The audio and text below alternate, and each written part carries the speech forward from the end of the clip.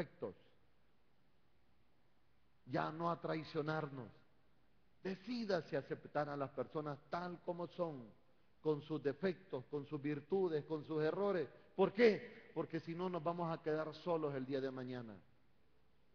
Ninguna persona, hermano, que tiene varios amigos, hermanos, es una persona que no perdona. Toda persona que aplica el perdón y que tiene el perdón como un estilo de vida, siempre se hace acompañar de alguien. Toda persona que camina con alguien es dadivosa. Hay un principio en la Biblia que dice que dad y se os dará. Porque con la misma medida que nosotros demos, nos van a medir.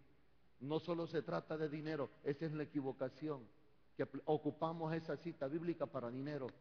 No, hermano, de afecto, de cariño, de ternura, de aunque sea los buenos días, las buenas tardes, las buenas noches. Porque de la misma manera que usted dé los buenos días, las buenas tardes o las buenas noches, así va a ser la gente que le va a dar. Usted debe de tomar esa decisión de ser diferente, de cambiar. Hermano, deje ya, rompa ese molde viejo de decir que usted es una persona seria, que usted es una persona así. No, no hay nada más agradable que estar con alguien jocoso, alegre, dinámico. Hermano, que usted de repente no sintió el tiempo. ¿Por qué? Porque el ambiente, la atmósfera que se tiene, hermano, es una atmósfera diferente. Debemos de empezar a romper y botar esos patrones, porque el Señor, fíjese bien, el Señor hoy en día tiene un nuevo vino y anda buscando odres nuevos, no odres viejos. Hoy en día la palabra es una palabra nueva. Hoy en día hay una palabra revelada, una palabra para esta época, una palabra para El Salvador, una palabra para este tiempo. ¿Habrán odres preparados para recibir ese vino? Claro que sí. Usted es ese vino. Usted es la persona preparada, pero debe de cambiar su estructura. Por eso le decía, su estructura de pensar. Por eso le decía, hermano, usted debe de meterse en la alabanza. Si usted le enseñaron que no se para, que no se grita, que no se aplaude, que no se danza, pues debe de romper ese molde viejo. ¿Por qué? Porque eso no viene de Dios.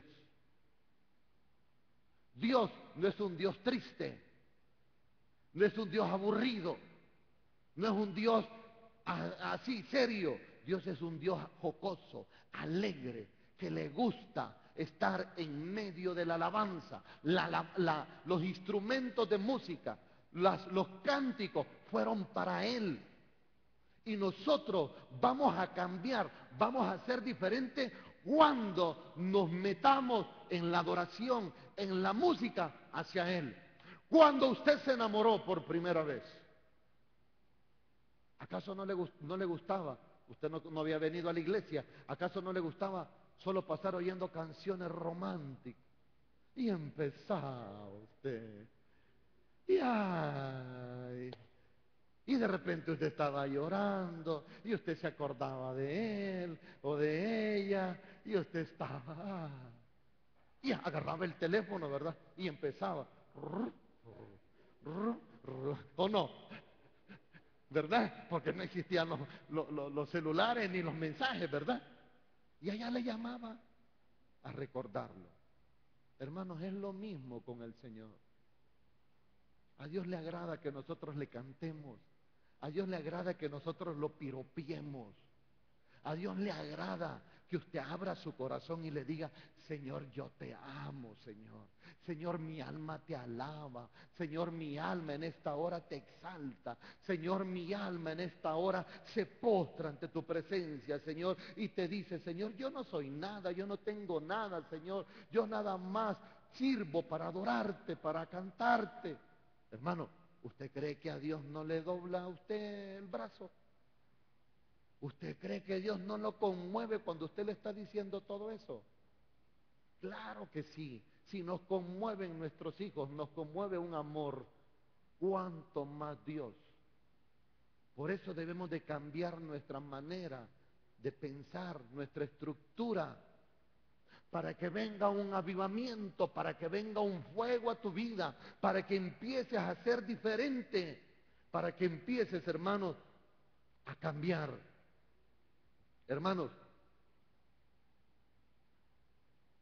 debemos de aceptar a nuestros amigos, aunque hayan cometido errores o faltas, para que usted pueda caminar.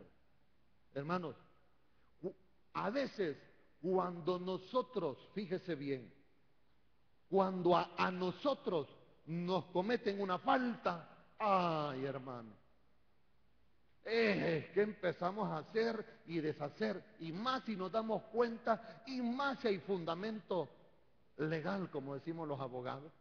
Hermanos, no dejamos sin estarnos quietos, y empezamos y empezamos. Y por esa falta echamos a perder una amistad de décadas, de años, por una pequeña falta. Nos olvidamos que ese amigo nos bendijo, nos olvidamos que esa persona nos llevó tanto y nos hizo tanto. Hermanos, olvidamos las cosas buenas que hicieron por nosotros, por una pequeña falta. Le pregunto en esta mañana, los que tienen automóviles, ¿usted botaría su automóvil porque la batería ya no sirve? Le voy a hacer unas preguntas a las mamás. ¿Usted botaría al niño porque le ensució el pañal y está lleno el pañal y por eso el niño ya no sirve? ¿Verdad que no? Así nos sucede, hermano. Así nos sucede. Desechamos a nuestros amigos por sencilleces, por cosas. Y por eso estamos solos. Y debemos nosotros, hermanos, de aceptar a las personas tal como son. No vote a esas personas, sino que al contrario, debe de ver, hermanos, que a lo mejor esa herida, esa ofensa, hermano, fue con un propósito de Dios. ¿Qué le quiero decir? Si me ayudan ahí con el teclado, hermano. ¿Qué le quiero decir? Que hay circunstancias difíciles que son necesarias. Hay malos amigos que son necesarios para que el propósito, para que los planes de Dios puedan cumplirse. ¿Me está hoy explicando, hermanos? Hay malos amigos que son necesarios. La voluntad de Dios, hermanos, la voluntad de Dios necesita echarse a andar, necesita ponerse en práctica. Y para eso muchas veces el Señor manda malos amigos. ¿Para qué? ¿Para qué se mandan esos malos amigos? ¿Por qué vienen a nuestra vida? ¿Por qué vienen esas circunstancias de dolor? ¿Por qué vienen esos momentos de desesperación? ¿Por qué viene esa traición? ¿Por qué viene ese engaño? ¿Por qué esa enfermedad? ¿Por qué, hermano? ¿Se ha preguntado usted más de alguna vez? Preguntarle a Dios. Pero como Dios no le contesta, le pregunta a alguien, ¿y por qué esta persona está sufriendo esto? ¿Y por qué esta persona nació así? ¿Y por qué esta persona nació de otra manera? Se me viene a la mente, hay un personaje que estuvo recientemente en nuestro país, que no tiene manos ni tiene pies. Y él es un disertador de conferencias, ¿verdad? Y lo tuvieron aquí varios institutos, colegios, universidades, dando conferencias. Y si usted se pregunta, ¿por qué esa persona nació así? Y le pregunta a Dios, hermano, cualquier siervo, cualquier pastor no le va a dar una respuesta. Porque hay preguntas que no tienen respuesta, pero en su interior el Espíritu Santo sí le da la respuesta. ¿Sabe cuál es la respuesta que yo le pudiera dar, aunque a lo mejor no sea la respuesta correcta? Es que usted debe de darle gloria y honra a Dios y gracias, porque usted tiene sus extremidades completas. Y teniendo las extremidades completas, no somos capaces de desarrollar labores, de poner en práctica lo que Dios nos ha dado, de amar una familia, de abrazar a nuestros hijos, hermanos, de correr hacia los pies del Señor, de correr a la iglesia, hermanos. No somos capaces. Pero una persona que no tiene nada de eso nos enseña muchas cosas. No deseche a los amigos que te hirieron. No los deseche, porque esa herida está dentro del propósito y dentro de la voluntad de Dios. Por eso, hermano, necesitamos muchas veces amigos que nos traicionen para poder entender y comprender cuál es el propósito de Dios. Repito, necesitamos amigos que nos traicionen para poder entender el propósito de Dios. ¿Por qué? Cuando usted conoce el propósito de Dios, es mucho más fácil. ¿Por qué vino ese dolor? ¿Por qué vino ese problema? Yo ahora entiendo muchas cosas. Ahora entiendo por qué he caminado, hermanos, lugares, caminos donde yo iba caminando y me levantaba, porque esos caminos eran llenos de espinas, caminos de muchas heridas. Y ahora entiendo por qué Dios me hizo pasar por ahí, porque había un propósito para podernos formar, para poderte hacer, hermano. Tienes que vivir circunstancias difíciles, circunstancias que solo allí viviéndolas vas a poder entender cuál es la voluntad de Dios. Hermano, Dios saca, fíjese bien, Dios saca de lo más vil lo precioso que hay en ti para presentárselo a Él. Mire lo que dice Jeremías. Vaya a su Biblia ahora. Jeremías 15.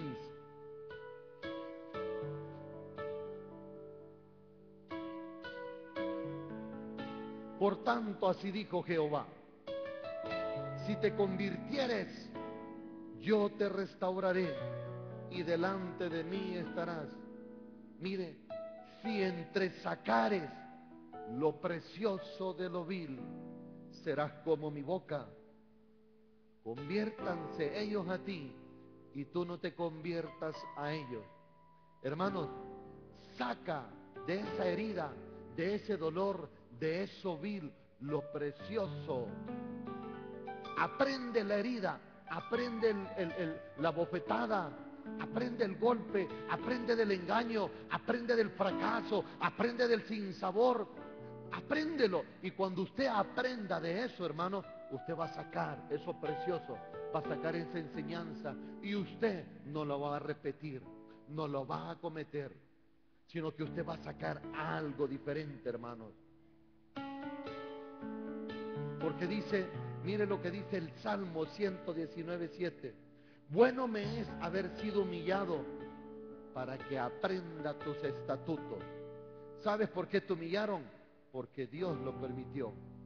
Salmo 119:71. Mire lo que dice: bueno me es haber sido humillado. ¿Para qué? Para que aprenda tus estatutos, para que aprenda la palabra. Por eso te pasó lo que te pasó, porque Dios estaba trabajando con tu carácter. Dios te estaba formando, porque va a mandar multitudes de personas, va a mandar familia, va a mandar personas heridas, personas que están caminando esa circunstancia, pasando ese momento difícil. Hermanos, Dios va a mandar esa gente